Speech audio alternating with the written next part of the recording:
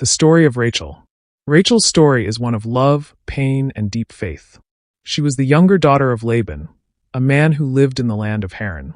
Rachel was known for her beauty and gentle spirit. The Bible tells us that she was very attractive and graceful, and her presence captured the heart of Jacob, the grandson of Abraham. One day, Jacob arrived in Haran while running away from his brother Esau, who was angry with him. As Jacob came near a well where the shepherds watered their sheep, he saw Rachel approaching with her father's flock. The sight of her touched his heart. He quickly rolled away the heavy stone covering the well and helped her water the sheep. That was the beginning of a love story that would shape the future of Israel. Jacob later went to stay with Rachel's family. Over time, his love for her grew deeper, and he asked her father, Laban, for her hand in marriage. Laban agreed but made a condition. He told Jacob that if he wanted to marry Rachel, he had to work for him for 7 years. Jacob accepted gladly. His love for Rachel was so strong that those 7 years felt like only a few days. When the wedding day finally came, Laban tricked Jacob. Instead of giving him Rachel, he gave him her elder sister, Leah, as his wife. Jacob discovered the deception the next morning and was angry.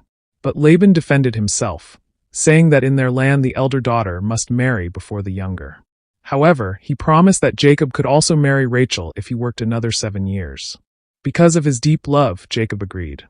After the first week of marriage with Leah, Rachel was given to him as his wife. Jacob loved Rachel more than Leah. But Rachel faced a painful problem. She could not have children.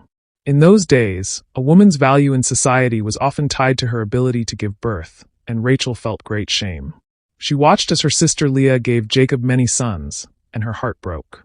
At one point she cried out to Jacob, "Give me children, or I will die."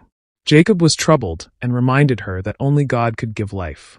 Out of desperation, Rachel gave her maid, Bilhah, to Jacob, so that she might have children through her.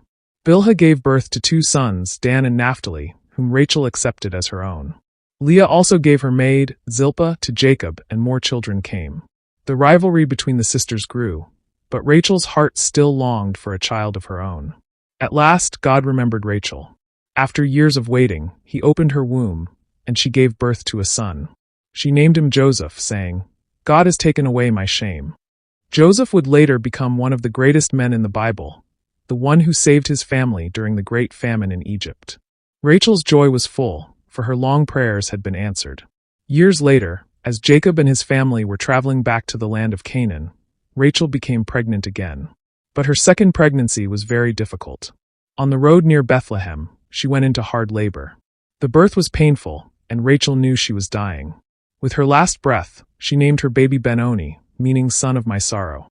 But Jacob renamed him Benjamin, meaning son of my right hand, to give the child hope instead of sorrow. Rachel died there on the road and was buried near Bethlehem. Jacob set up a stone pillar on her grave as a sign of love and remembrance. Her resting place became a landmark, and even today it is remembered as Rachel's tomb. Rachel's life was both beautiful and tragic. She was deeply loved, yet she suffered greatly. She longed for children and endured years of waiting, but in the end God gave her Joseph and Benjamin, who carried forward her legacy. Through Joseph, the people of Israel were saved from famine. Through Benjamin, a great tribe was formed.